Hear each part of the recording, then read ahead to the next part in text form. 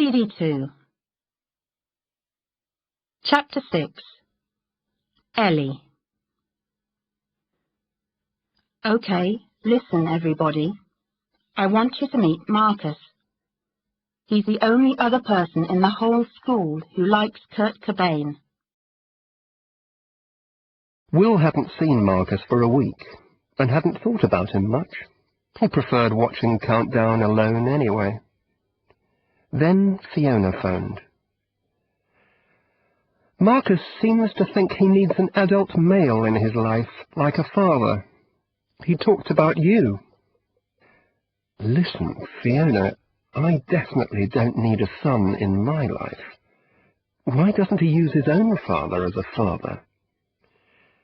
His father lives in Cambridge. It's a long way. You told me not to see Marcus again. Fine. I told you I didn't want to see Marcus again, and now you're telling me... I don't understand. Listen, said Fiona.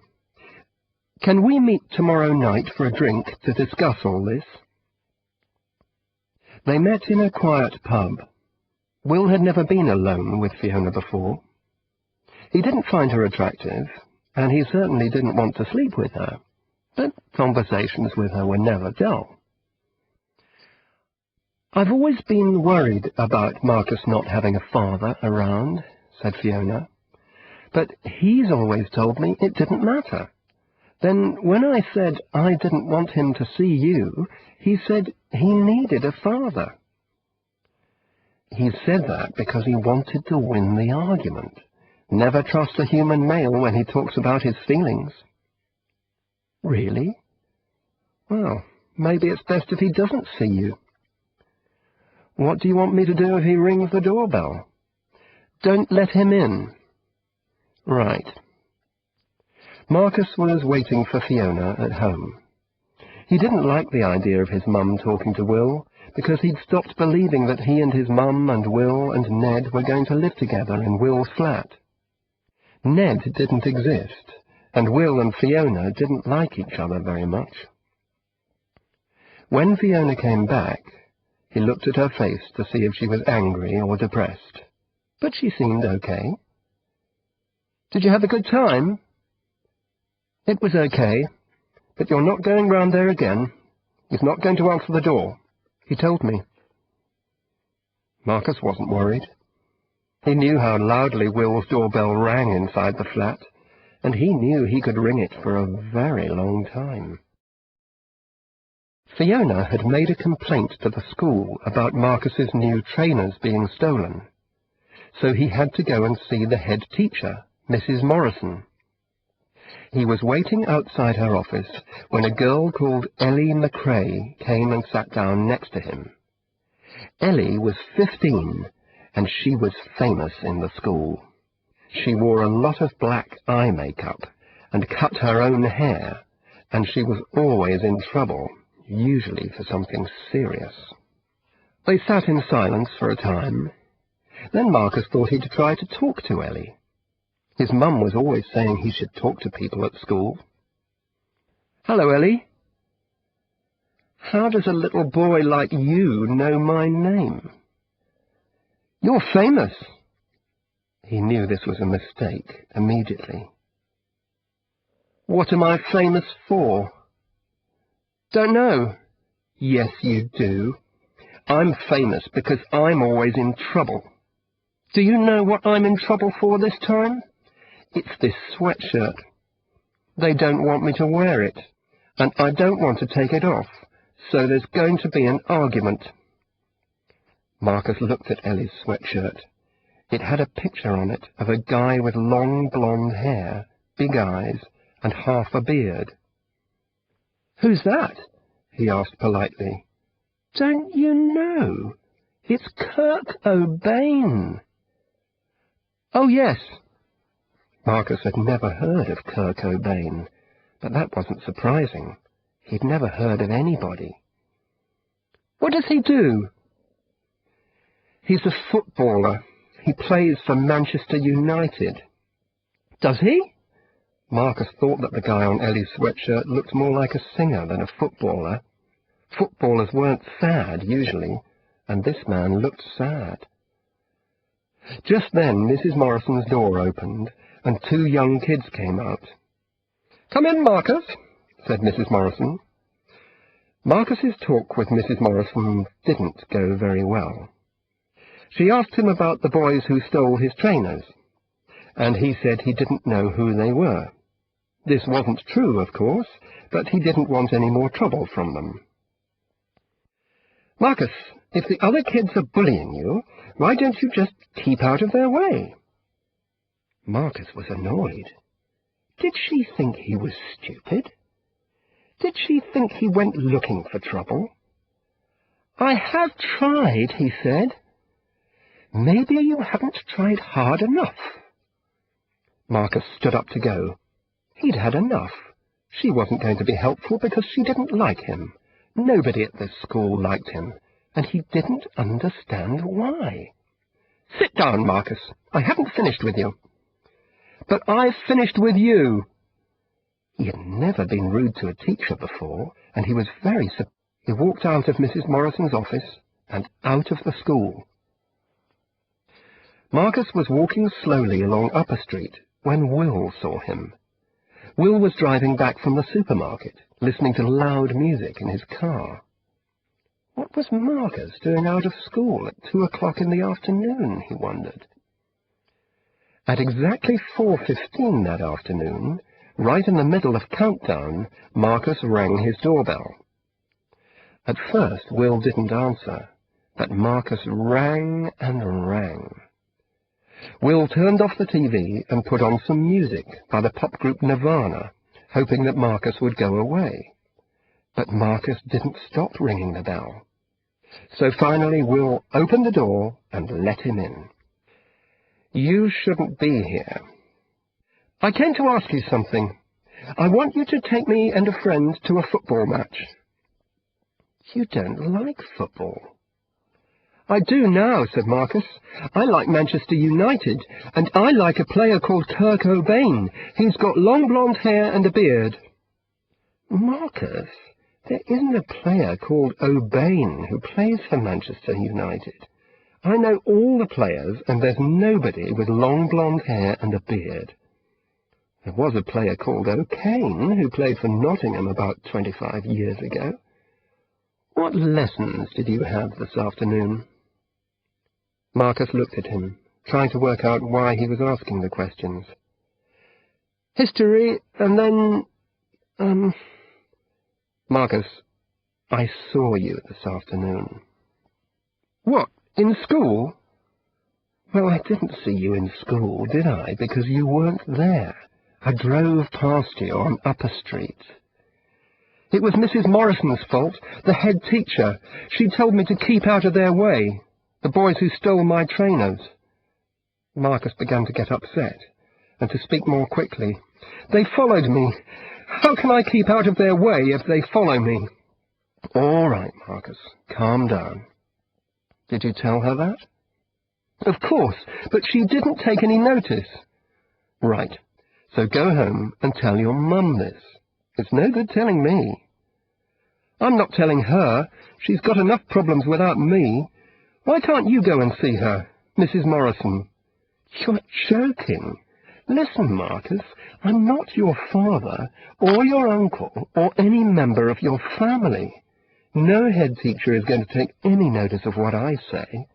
You've got to stop thinking I know the answer to anything, because I don't. You know about things. You knew about the trainers, and you know about Kurt Cobain." Marcus hadn't thought of that. "I don't want to go out with her. She wouldn't be interested in someone like me. But we can come round here and listen to your Nirvana CDs, can't we?" "She's probably heard them already." Marcus was getting annoyed with Will. Why didn't he want him to make friends? "Okay, forget it then." "I'm sorry, Marcus. I'm glad you spoke to Ellie today, but a 2-minute conversation with someone who's laughing at you, I'm not sure this relationship is going to last." Marcus wasn't listening. Ellie and her friend had said he was funny, and he'd made them laugh. That had made him feel good, and he knew he could make them laugh again. The next day he saw them again by the drinks machine. "Ellie, how old is your boyfriend?" The girls laughed, and Marcus felt happy. "My friend Will said he's probably about 25 and rides a Harley-Davidson."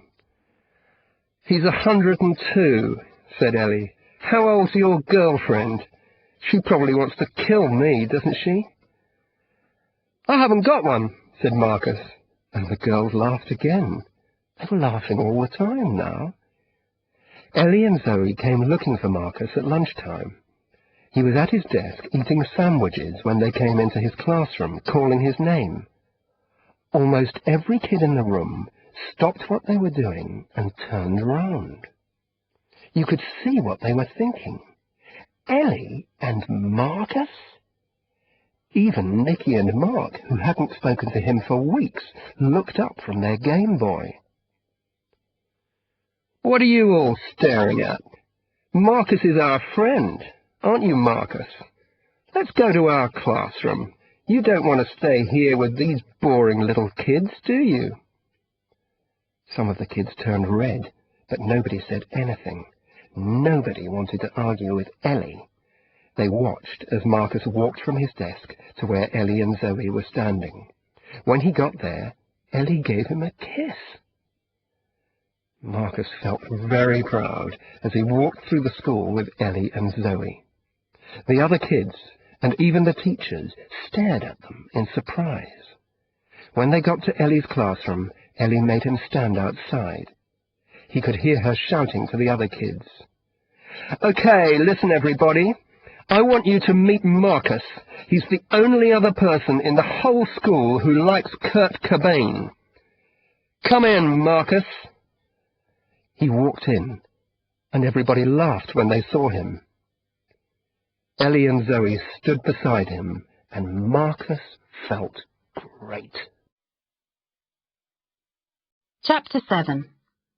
Christmas at Fiona's. Why is everybody being so horrible to him? He only pretended to have a kid for a couple of weeks. That's nothing. Will was feeling depressed.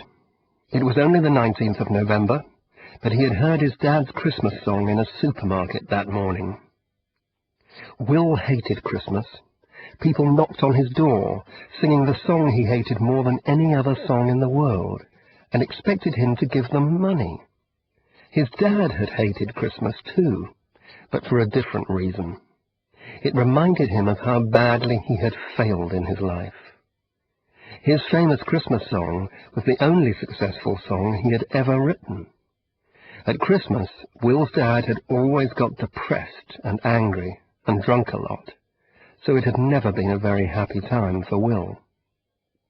Since his parents had died, Will had usually spent the holiday with friends or girlfriends' families, but this year he had no plans. There was no girlfriend, and so there were no girlfriend's parents. He decided that he would sit at home and watch old films on TV and get drunk, but that didn't seem very Christmassy. He thought about spending Christmas Day with a family. Not his family, because he didn't have one, but a family. He definitely didn't want to spend Christmas with Marcus and Fiona, though, eating vegetarian food, not watching TV, singing Christmas songs with his eyes closed. But the next afternoon, Marcus came round and invited Will to spend Christmas with them. Said Will, "That's very kind of you. But you're coming?" "I don't know." "Why not?" "Because—" "Don't you want to come?" "Yes, of course I do, but—" "What about your mum?" "She'll be there too." "Yes, I know, but she wouldn't want me there." "I've already spoken to her about it. I said I wanted to invite a friend, and she said okay. She guessed it was you. I haven't got any other friends." "All right," Will said at last. "I'd love to spend Christmas with you, Marcus." When he arrived at Marcus and Fiona's flat on Christmas Day, he was pleased to find other people there too. There was Marcus's dad, Clive, and his girlfriend, Lindsay, and his girlfriend's mum, all sitting in a line on the sofa. Will was very surprised that Fiona and Clive were still friendly, although their relationship had finished some time ago. The people in Spat hadn't been like that about their broken relationships. They had been angry and unhappy. Will gave Marcus a CD of Nevermind and a Kurt Cobain t-shirt, and Marcus gave Will a book of countdown quizzes. Fiona gave Will the Single Parents Guide as a joke. "What's the joke?" asked Lindsay. "Nothing," said Will quickly. "Will pretended to have a kid so he could join a single parents group," Marcus tells her. "Oh," Lindsay said. She and her mum and Clive looked at Will with interest, but he just smiled. Clive gave Marcus some computer games and CDs and sweatshirts. But Fiona's presents to Marcus weren't very interesting at all, Will thought. Books and a hairy jumper and some piano music. But Marcus was really pleased with them, and for the first time Will understood that Marcus was a good kid. He didn't need expensive presents. They had lunch and then watched TV. Marcus was happy and Will felt very relaxed. But later in the afternoon, Susie arrived with Megan. Fiona had told her that Will didn't really have a 2-year-old son called Ned, but Will hadn't seen Susie since then, and now he felt really embarrassed and ashamed. He stood up, and then he sat down again, and then he stood up again, and said he had to go. "Don't be so silly, Will," said Fiona. So Will sat down again, and Susie sat next to him, but she refused to speak to him. Megan went over to the Christmas tree, and Fiona handed her a present. "This is for you, Megan," she said. Megan stood holding her present and looked around the room. Then she walked over to Will and tried to give it to him. Will didn't move. "Well, take it from her, you fool," said Susie. "It's not my present," said Will, but Megan continued to hold it out until he reached for it. "Now what?" he said. "Open it with her," said Susie. Will helped Megan open the present. It was a plastic musical toy. They both looked at it. "Now play with her," Susie said angrily. "It's easy to see that you don't know anything about kids, but you should learn. It would be useful to you in your kind of work." "What is your kind of work?" asked Lindsay politely. "He doesn't do anything," Marcus said. "His dad wrote a famous song and he earns £1 million a minute." "He pretends he has a child so he can join single parents groups and meet single mothers," said Susie. "Yes, but he doesn't get paid for that," said Marcus. Will stood up again, but this time he didn't sit down. "Thanks for the lunch," he said. "I'm going home now." "Susie has a right to be angry with you," Fiona said. "Yes, and now I have a right to go home." "But I don't want him to go yet," said Marcus suddenly. "He's my friend. I invited him. I should be able to tell him when he goes home. Why is everyone being so horrible to him? He only pretended to have a kid for a couple of weeks. That's nothing. Kids at school do worse than that every day." "Yes, but Will isn't a kid," said Susie. "Yes, but he's behaved better since then. He never wanted me round his flat every day. I just went. And he bought me those shoes, and he listens when I say I'm having a bad time at school. And he knew who Kurt Cobain was." "Kurt Cobain," said Will. "And you all do wrong things too sometimes," said Marcus.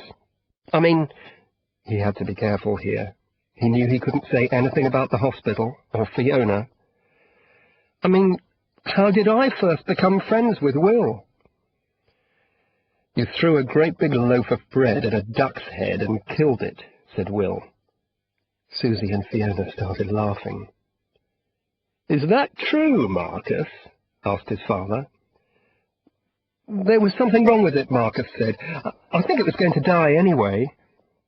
Susie and Fiona laughed even more. The three people on the sofa looked shocked. Will sat down again. Chapter 8. Falling in Love. "I want you to pretend to be my son," he said. "But why?" asked Marcus. "I don't understand." Will met a woman called Rachel at a party on New Year's Eve and fell in love with her. He'd never wanted to fall in love, because he'd always thought of it as a very unpleasant experience. He had watched it happen to friends, and had seen them lose weight and sleep, and become unhappy. He was sure that Rachel was going to make him very unhappy, because he didn't think she would find him interesting. Rachel was beautiful and intelligent, and she did drawings for children's books. She sat down next to Will at dinner and asked him questions, but he couldn't think of anything to say.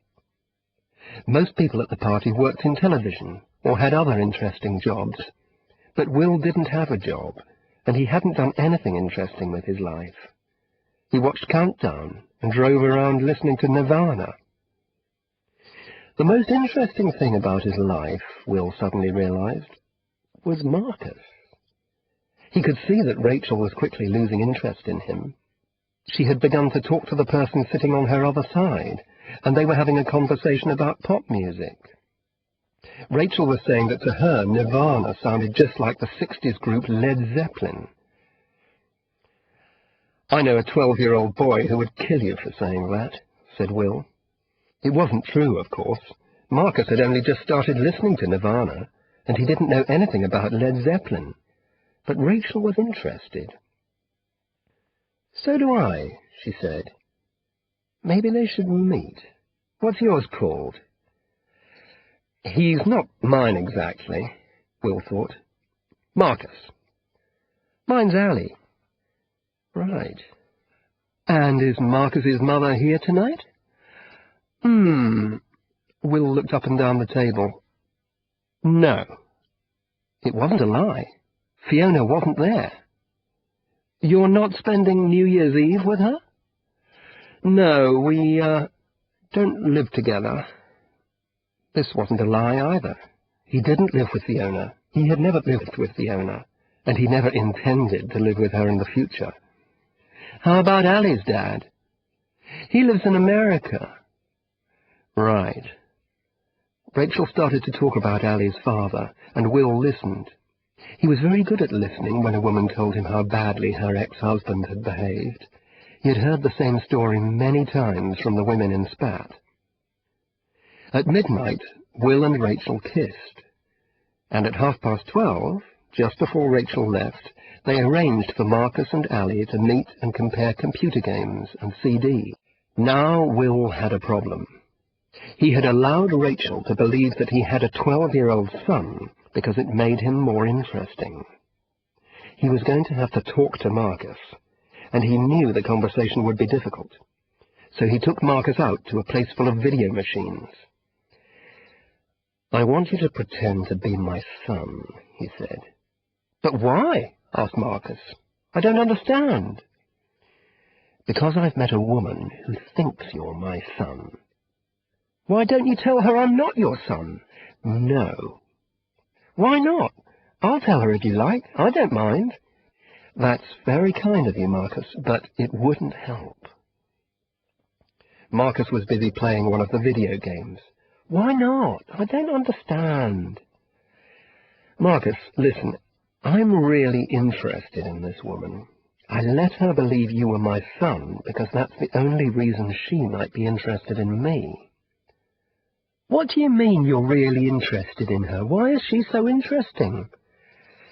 "I fancy this woman, Marcus. I want to go out with her. I want her to be my girlfriend." At last Marcus turned away from the video machine and looked at Will, his eyes shining. "Really?" "Yes, really." Will wanted Rachel to be his wife, his lover, the center of his world. "How do you know you want her to be your girlfriend?" "I don't know. I just feel it." "Oh," said Marcus. "Well, I feel the same about Ellie. I want her to be my girlfriend." You want Ellie to be your girlfriend? Not just a friend? Well, said Marcus, I want to be with her all the time, and I want to tell her things before I tell anyone, even you or Mum, and I don't want her to have another boyfriend. So Marcus agreed to help Will. Will called Rachel, and Rachel invited them to lunch the following Saturday. Marcus came round to Will's flat just after midday. He was wearing the hairy jumper that he got from Fiona for Christmas, and a pair of bright yellow trousers. Will looked cool. He was wearing his favourite shirt and a black leather jacket. "Listen," said Marcus, in the car, on the way over to Rachel's place. "If you're my dad, you should know some things about me. When's my birthday?" "I don't know." "August the 19th. And what's my favourite food?" "Tell me." "Pizza." "And where did I go on my first trip abroad?" "France?" "No, Spain." "And who's my—" The question was such an important one that Will couldn't think what to say. "Your mum's your mum." "So you were married to my mum, and then you separated. Are you worried about that? Am I?" The questions seemed so silly that both Marcus and Will began to laugh. They laughed and couldn't stop. Rachel lived in a tall, thin house full of books and old furniture and photographs. It had a warm, welcoming feel, very different from Will's cool, modern flat. "Come in, both of you," Rachel said. "Come and meet Allie." She shouted up the stairs, "Allie!" No reply. "Allie!" Still no reply. She looked at Will. He's got his headphones on. "Shall we go up?" They went upstairs. Allie's bedroom was typical of a 12-year-old boy, with large pictures of singers and sexy actresses on the wall. Allie was bent over his computer with his headphones on and didn't hear them come in. His mother touched him on the shoulder, and he jumped. "Oh, hi. Sorry." Allie stood up, and Will immediately saw that Allie and Marcus were very different. Allie was cool, with fashionable boots and trousers, long hair, and even an earring. His face seemed to darken when he saw Marcus's yellow trousers and hairy jumper. "Marcus, Allie, Marcus," said Rachel. "Do you guys want to stay up here?" Marcus looked at Will. "Yes," he said, and for a moment Will loved him. "Okay," said Allie, but he didn't sound very enthusiastic. Marcus knew the lunch with Rachel was very important to Will, and he wanted to help as much as possible. He also thought that if he helped Will with Rachel, then Will might help him with Ellie. But Allie never gave him a chance. "It isn't going to happen," he said, when Rachel and Will had gone downstairs. "No?" said Marcus, although he didn't know what Allie was talking about. "If your dad goes out with my mum, you're dead." "Oh, he's all right," said Marcus. Allie stared at him. "I don't care if he's all right. I don't want him going out with my mum, so I don't want to see you or him round here ever again, okay?" "Can I use the computer? What games have you got?" Marcus said, trying to change the subject. "Are you listening to me?" "Yes, but I'm not sure there's very much I can do at the moment. We've come for lunch, and Will, that's my dad, but I call him Will, he's talking to your mum downstairs, and he's really keen on her, and who knows, she might be keen on him, so—" "She's not keen on him!" Allie suddenly shouted. "She's only keen on—" Marcus was beginning to realize that Allie was crazy, and he wasn't sure what to do about it. He thought it would be dangerous to stay in Allie's room. He could go downstairs and join Will and Rachel, but he would have to explain that Allie was crazy, and that would be really embarrassing. He decided to run downstairs and out of the front door and get a bus home. He was standing at a bus stop when Will drove up beside him and told him to get into the car. "What are you doing?" asked Will angrily. "What happened upstairs?" Ali's crazy. He said he'd kill me if you went out with Rachel. And I believed him. He's really frightening. Where are we going now? It was raining now, and the streets were full of traffic and people out shopping. Everywhere Marcus looked, there were people with long, wet hair. Back to Rachel's. I don't want to go back there. She'll think I'm stupid. She won't. She thought something like this might happen. She said Ali could be difficult sometimes. Anyway, he's crying like a 3-year-old child. Really? Suddenly Marcus felt better. He was quite happy to go back to Rachel's, he decided. Ali has got something to say to you, Marcus, said Rachel when they walked in. Sorry, Marcus, said Ali. I didn't mean to say those things. Marcus wasn't sure if he believed Ali. How could you say that you were going to kill someone by mistake? But Ali was crying, and that made Marcus feel generous. That's okay, Ali, he said. Rachel made Ali and Marcus shake hands. Ali finds this kind of thing very difficult, she said.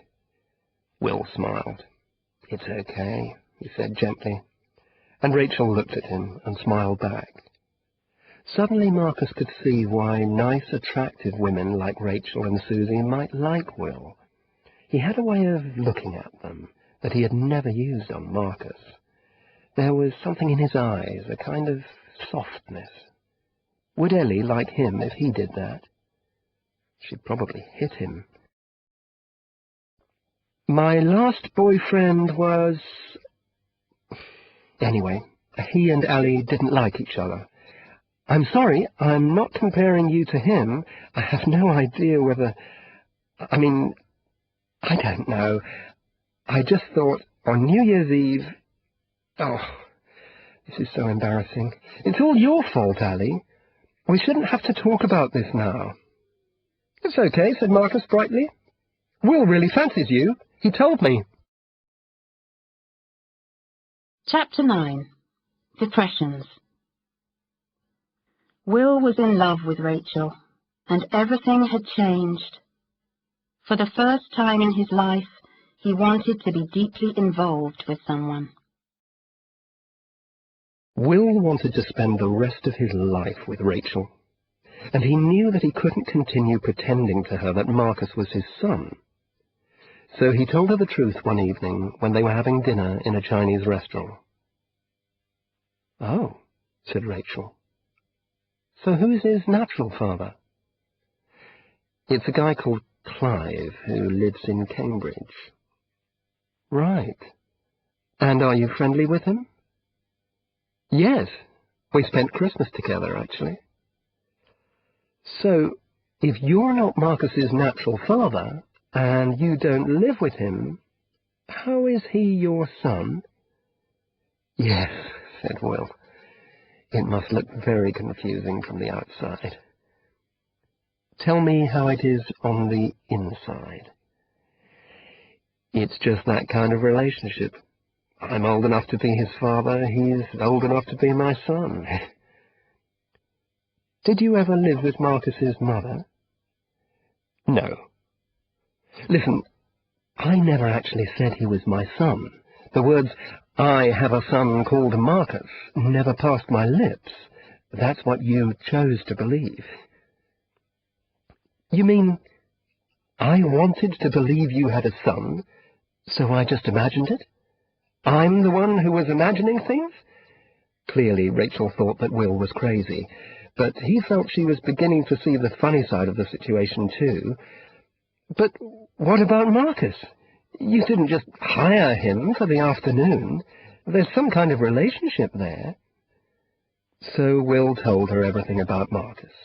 Nearly everything, anyway. He didn't tell her that he'd first met Marcus because he'd joined Spat. He didn't think she would understand about Spat. She might think he had some kind of problem. Rachel invited him back to her flat after the meal, and they sat drinking coffee out of big blue cups.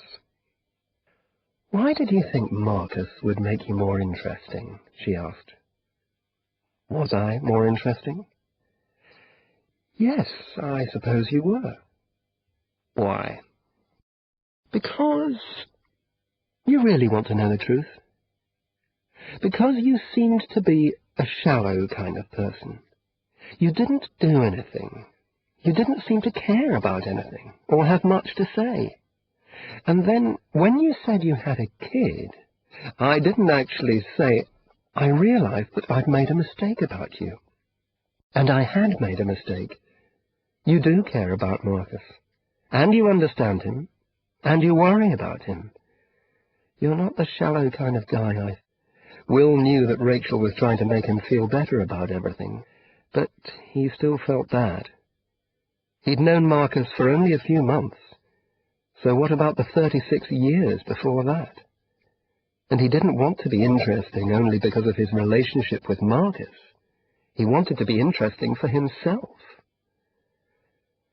Will was in love with Rachel, and everything had changed.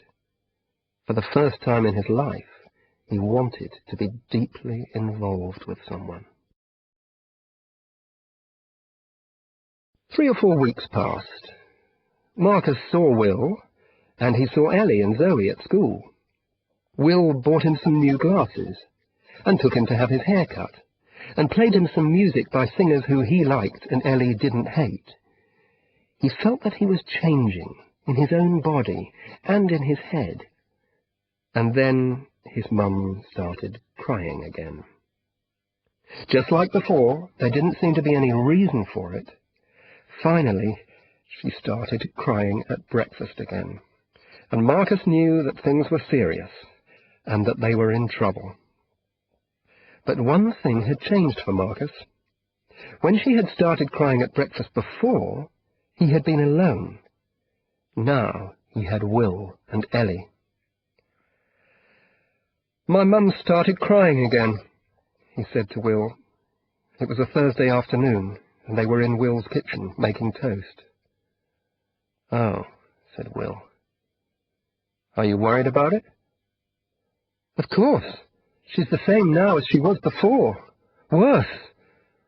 That wasn't true. Nothing could be worse than the last time, but he wanted to make sure Will knew it was serious. "So, what are you going to do?" Marcus had thought that Will would help him. That's what he wanted. Wasn't that what friends were for? "What am I going to do? What are you going to do?" "What am I going to do?" Will laughed, and then remembered that the situation wasn't funny. "Marcus, I can't do anything." "You could talk to her." "Why should she listen to me? Who am I? Nobody." "You're not nobody, you're—" "You come round here for a cup of tea after school, but that doesn't mean I can make your mum feel better. I know I can't. I thought we were friends." "Yes, Marcus, we're friends. But I'm not your dad. I'm not your uncle. And I'm not your big brother. I can tell you who Kurt Cobain is and what trainers to get, and that's all. Do you understand?" "Yes." But on the way home, Marcus thought about the way Will had said, "Do you understand?" to end the conversation. He knew teachers said that, and parents said that, but he didn't think friends said that. He wasn't really surprised about Will. He thought of Ellie as his best friend more than Will, not just because he loved her and wanted to go out with her, but because she was always nice to him. Ellie had told him that she knew about his mum trying to kill herself. Ellie's mum was a friend of Susie's, and Susie had told her. But the next day, when Marcus went to find Ellie in her classroom at break time, she didn't seem very pleased to see him. Zoe was sitting next to her, holding her hand. "What's happened?" he asked. "Haven't you heard?" Marcus hated it when people said that to him, because he never had. "I don't think so." "Kurt Cobain." "What about him?" "He tried to kill himself. He took a lot of pills." "Is he all right?" "I think so. They pumped his stomach." "Good." "Nothing's good," said Ellie. "He'll do it, you know. In the end, they always do. He wants to die. It wasn't a cry for help. He hates this world. Marcus suddenly felt sick. He'd imagined having a conversation with Ellie about his mum, and Ellie making him feel better. But it wasn't like that at all.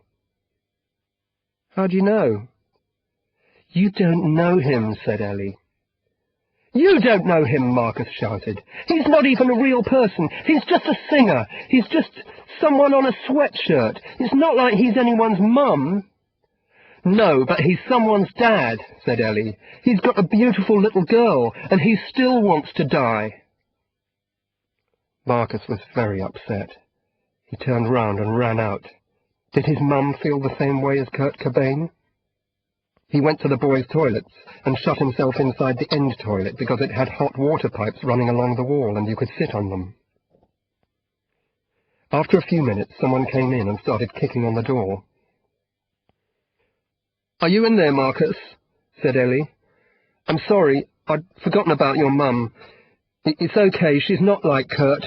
She's not going to try to kill—" He paused for a moment, then unlocked the door and looked out. "How do you know?" "Because you're right about him. He's not a real person." "You're only saying that to make me feel better." "Okay, he's a real person, but he's a different kind of real person. He's like James Dean and Marilyn Monroe and Jimi Hendrix and all those people. He's not like your mum. You think I know things, but I don't. I don't know why Kurt Cobain feels like he does, or why your mum feels like she does. And I don't know what it feels like to be you. Quite frightening, I should think." "Yes." Marcus started to cry then. It wasn't noisy crying.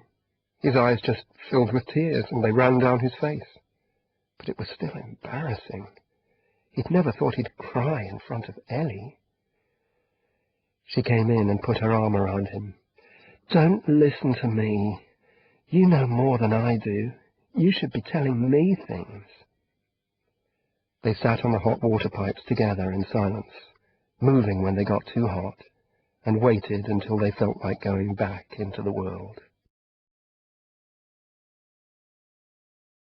Will knew that he should do something about Fiona, and that he'd behaved badly towards Marcus. He was older than Marcus. He knew more. He should get involved, help the kid, look after him. But he didn't want to have a conversation with Fiona about her depression. She would ask him what the meaning of life was, ask him why she should go on living. And Will couldn't tell her what the meaning was because he didn't know. But Fiona was lost and unhappy. And if he told her that life had no meaning, she might actually kill herself. He decided to talk to Rachel about Fiona. They were in Rachel's kitchen making coffee. "A few years ago I got very depressed," said Rachel, "and I thought about killing myself, like Fiona. But I always thought I would do it tomorrow, never today. There were always a lot of reasons to continue living.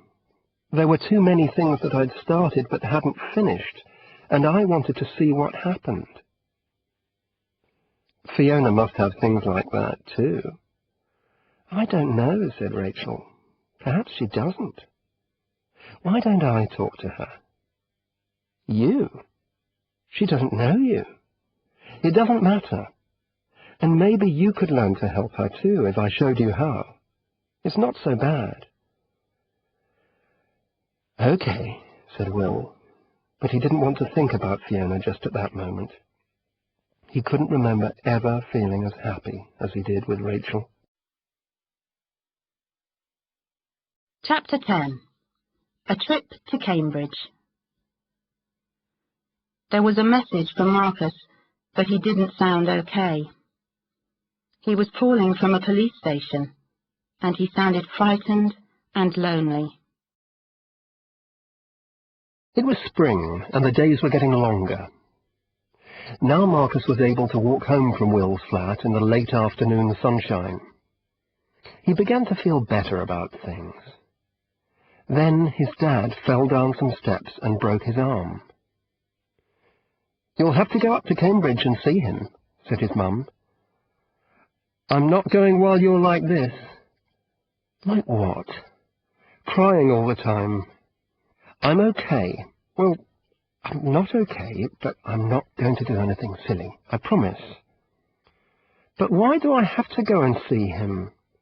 "He was asking for you. He's lucky he didn't hurt himself really badly. Maybe he's having a big think about his life." That made Marcus angry. He went and sat in his room. Why had his dad never had a big think about his life before? And why did he only want to see his son when he'd broken his arm? What about all the hundreds of days when his arm was all right, and Marcus had heard nothing from him? He went downstairs again. "I'm not going," he told his mum. "He makes me sick." But the next day, when he told Ellie about his dad, he began to change his mind. "You should go and see him," said Ellie. "Tell him what you think of him. I'll come with you if you like." Marcus thought how nice it would be to have a whole hour with Ellie on the train to Cambridge. "Will you come with me really, Ellie?" "Yes, of course, if you want me to. It would be fun. I'll know what to say to him."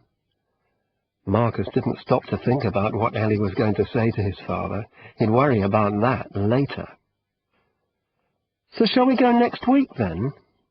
It was nearly Easter, and they were on holiday from school next week, so they could stay in Cambridge for the night if they wanted to. "Yes, cool. We'll have a great time." Marcus and Ellie arranged to meet at King's Cross Station in North London, where they would catch the train to Cambridge. Fiona wanted to come to the station with him, but he didn't want her to see Ellie. "It would be too sad," he told her. "I don't want to say goodbye to you there." So Fiona and Marcus walked from their flat to Holloway Road Underground Station and said goodbye in the entrance. Fiona gave Marcus an enormous hug, while everyone around them watched. The underground train wasn't crowded. It was the middle of the afternoon, and there was only one other person in the same part of the train, an old guy reading a newspaper. He was looking at the back page, so Marcus could see the front.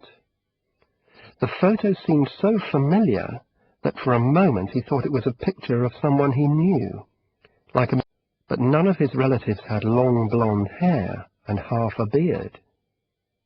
He knew who it was now. He saw the same picture every day of the week on Ellie's sweatshirt. He felt hot all over. He didn't even need to read the old guy's paper, but he did. "Rockstar Cobain, dead," it said in big letters, and then underneath, in smaller writing, "Nirvana singer, 27, shoots himself." Marcus thought and felt a lot of things at the same time.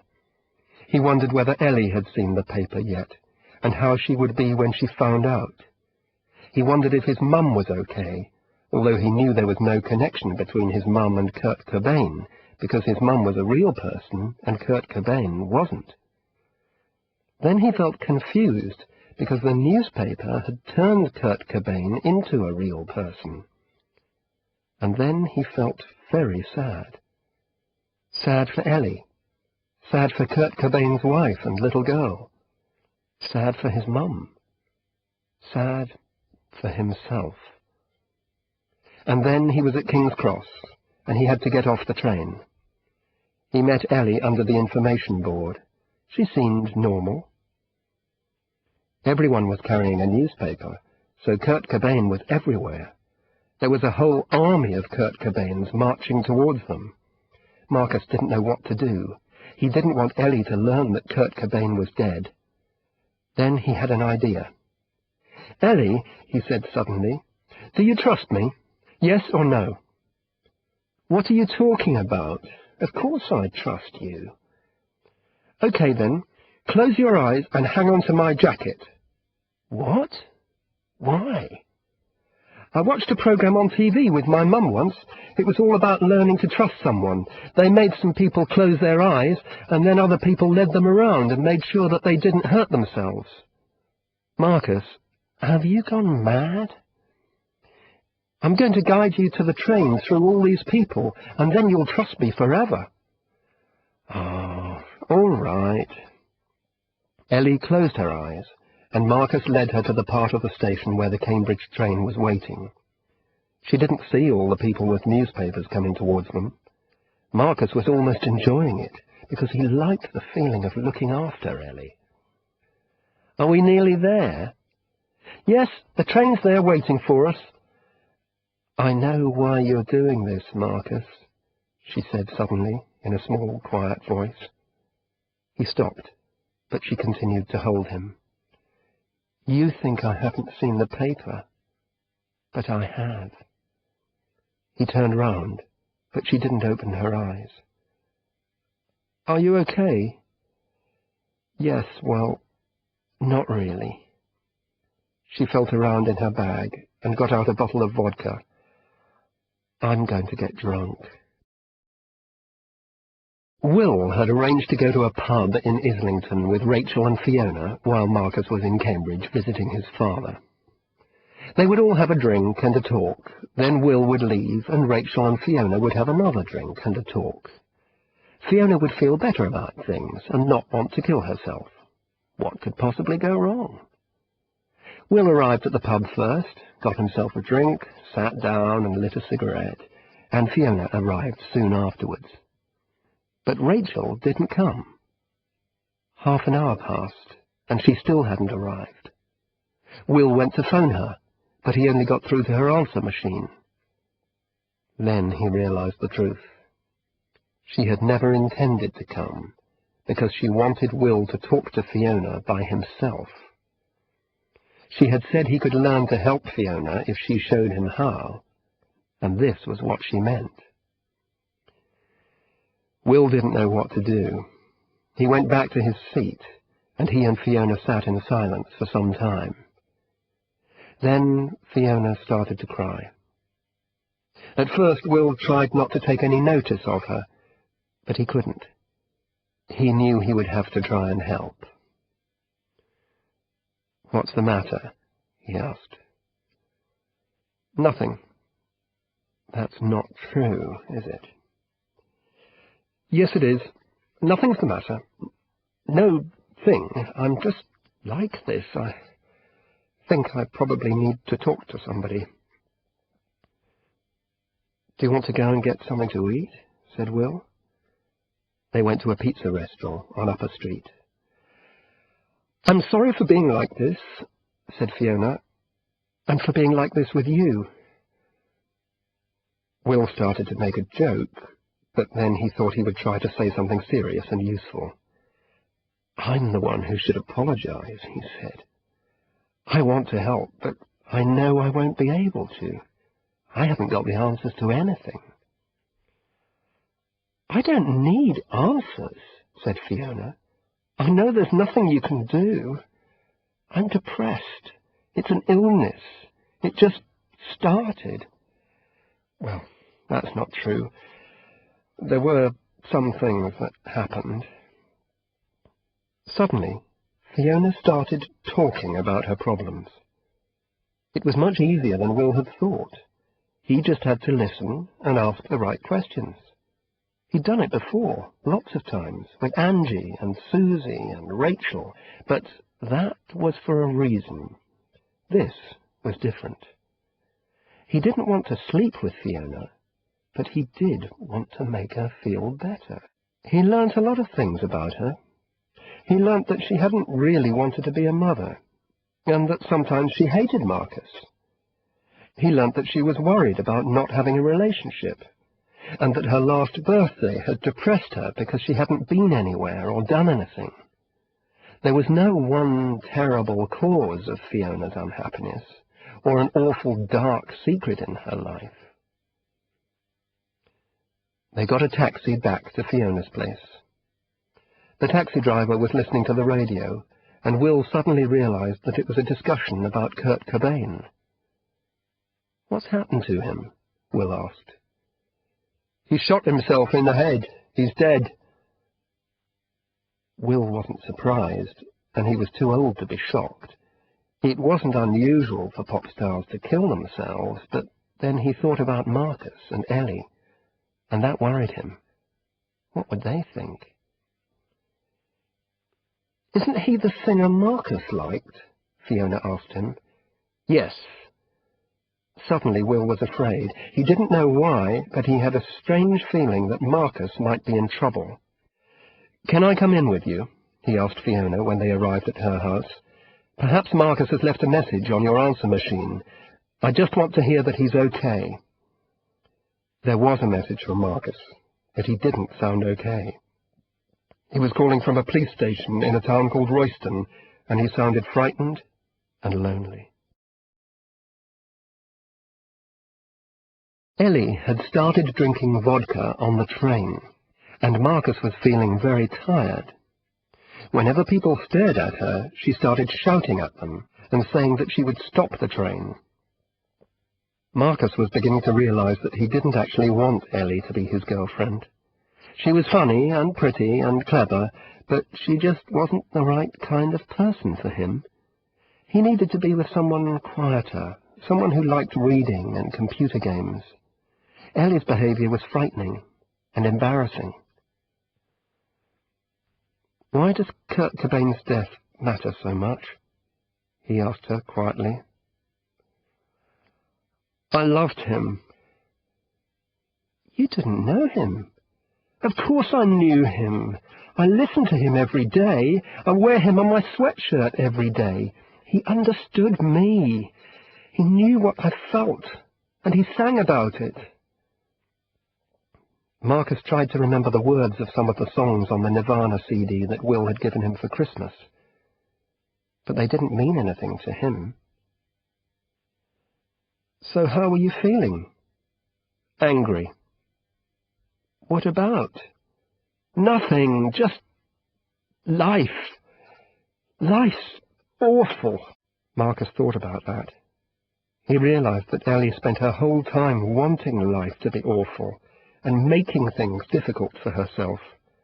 School was awful for her because she wore her sweatshirt every day, which wasn't allowed, and because she shouted at teachers and got into fights.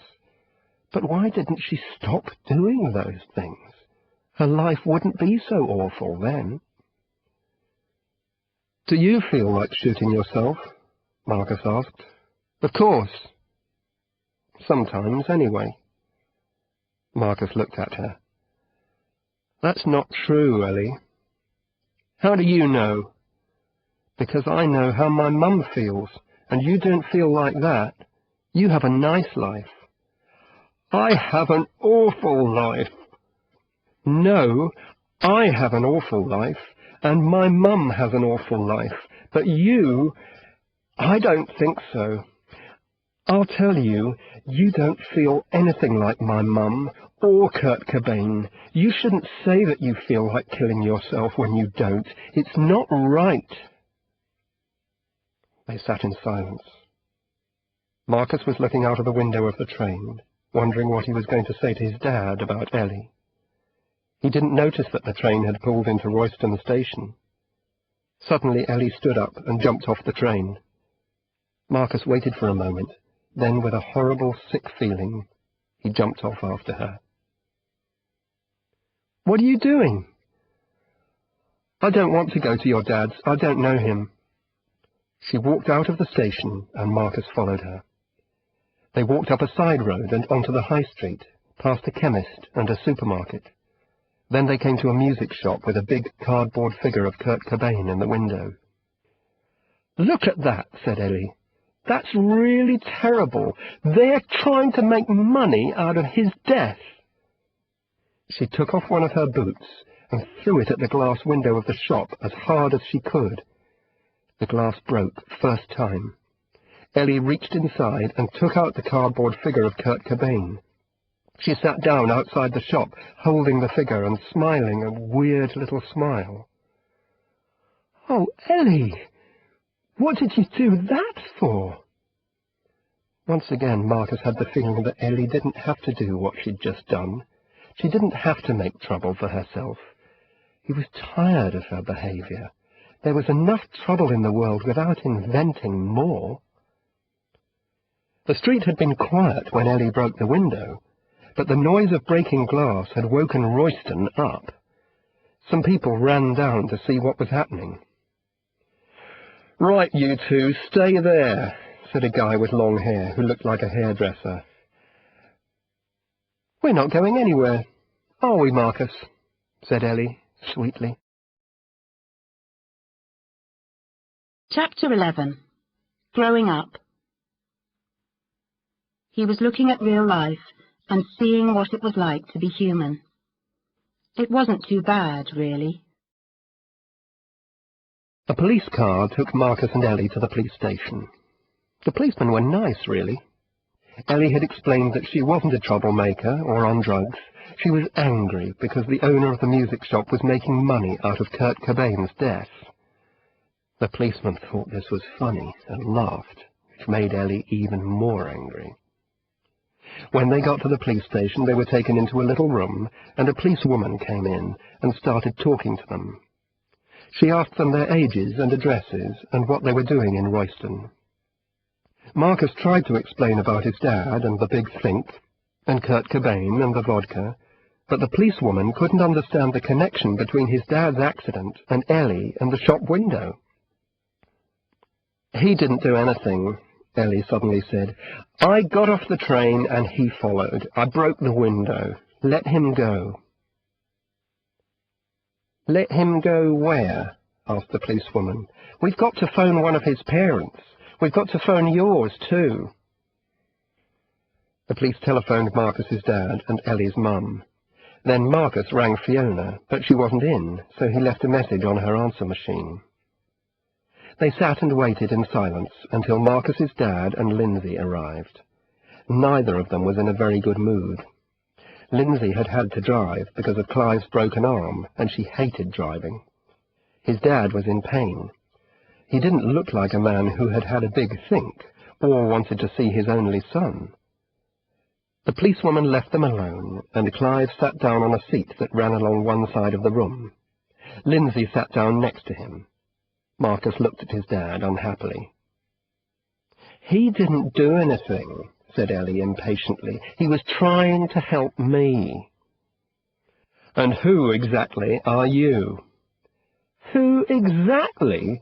I'm Eleanor Toyer McCrae, aged 15 years, 7 months. I live at 23. What are you doing with Marcus?" "He's my friend." This was news to Marcus. He hadn't felt that Ellie was his friend since they got on the train. "He asked me to come with him to Cambridge because he wasn't looking forward to talking to you." Marcus put his head in his hands. He was suddenly very, very tired. He didn't want to be with any of these people. "I suppose you think all this is my fault," said Clive. "If I had stayed with your mother, you wouldn't be in trouble." "What are you talking about?" said Marcus. "What's happened? I just got off a train." He wasn't tired now, but he was beginning to feel angry. "What's wrong with getting off a train? Ellie's crazy. She broke a window with her boot because it had a picture of a pop star in it. But I haven't done anything, and I don't care if you left home or not. It doesn't make any difference to me. I just wanted to try and look after my friend." Ellie laughed.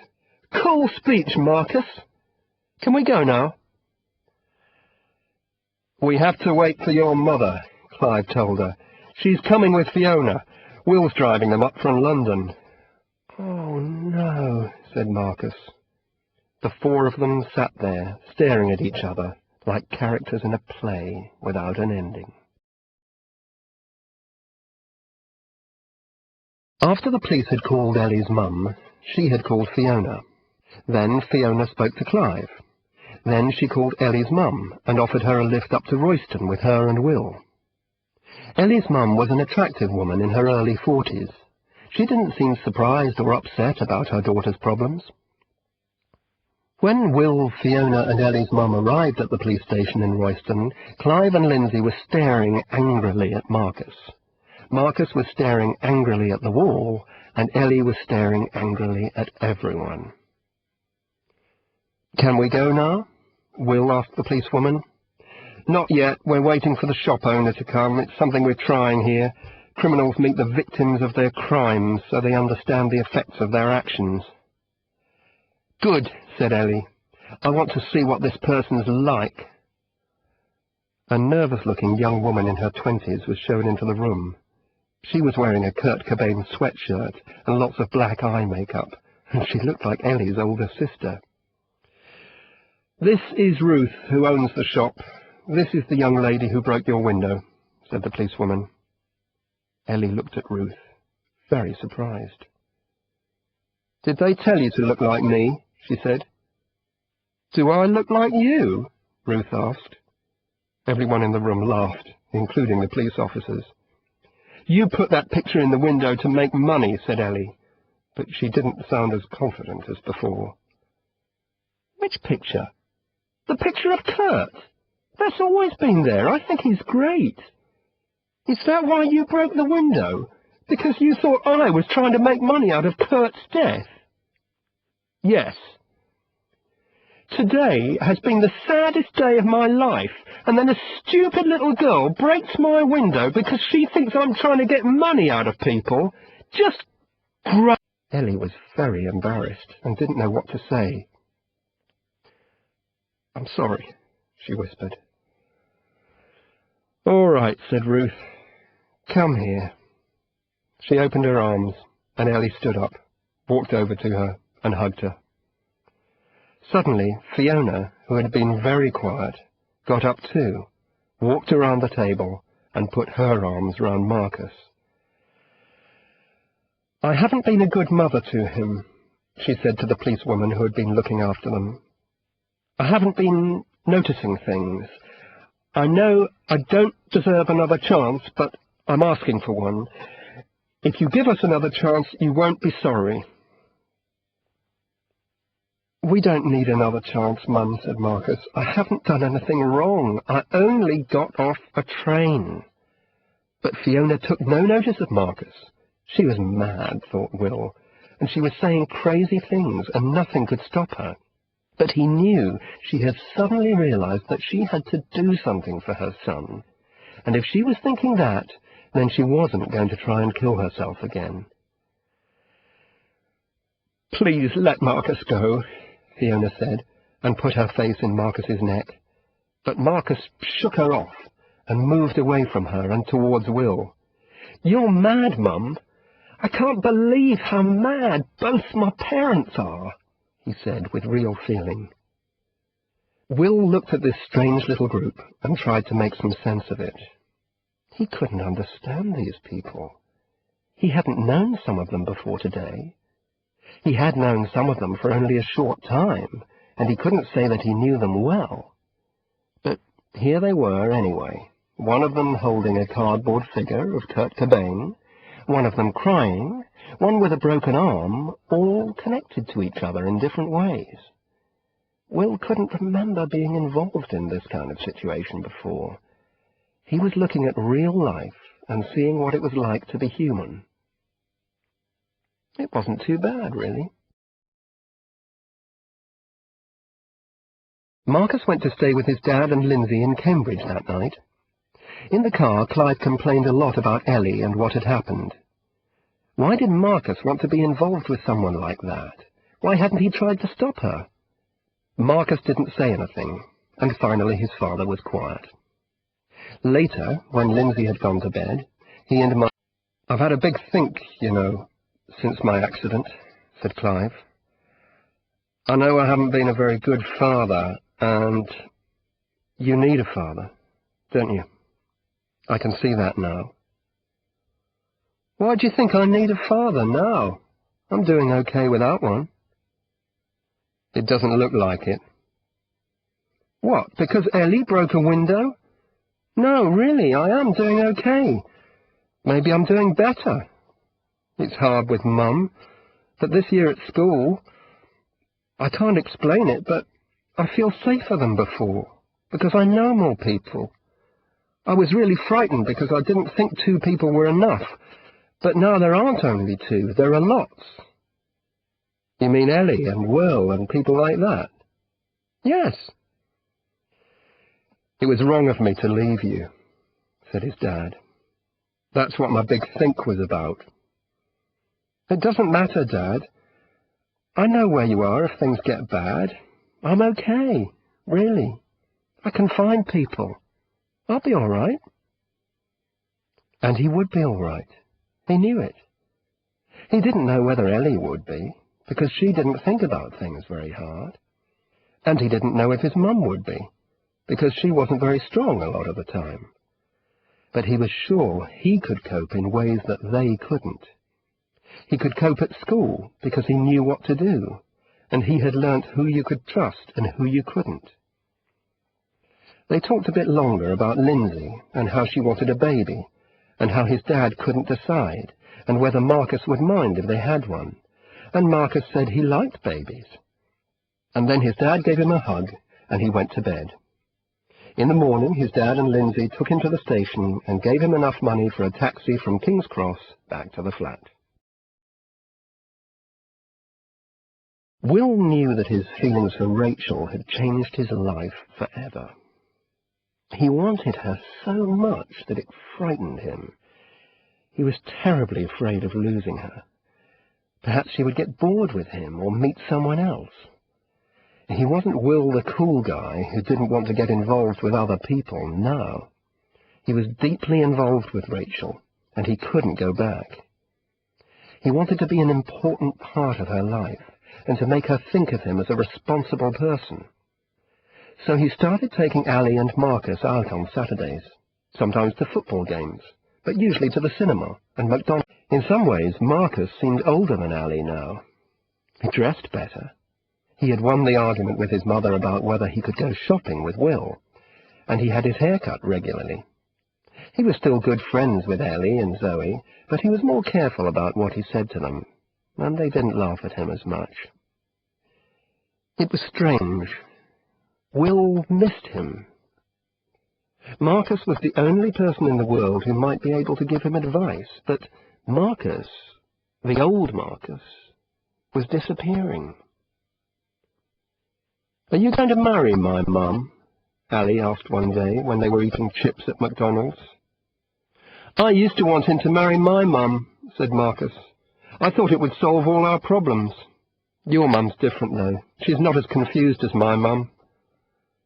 "Do you still want him to marry your mum?" Will stared at them both in disbelief. "No," said Marcus. "I don't think it would help. You're safer as a kid if everyone's friends. Think about it. Your mum and my mum are friends." It was true. Rachel and Fiona saw each other regularly now. "And Will sees my mum, and I see you, and Ellie, and Zoe, and Lindsay, and my dad. There are lots of people now." One afternoon, when Will took Marcus back to his flat, Marcus disappeared into his bedroom with a quick, "Thanks." "He seems so much older," Fiona said. "Yes," said Will. "Are you worried about that?" "Why do you ask?" "Of course I am. But you've seemed better recently." "I think I am. I don't know why, but I think I'm more in control of everything." Will thought he knew one of the reasons, but he didn't want to hurt Fiona's feelings. The truth was that the new Marcus wasn't so difficult to look after. He had friends, and he could look after himself. He was just like every other 12-year-old boy. Marcus came out of his room. "I'm bored. Can I get a video?" Will decided to give Marcus a little test.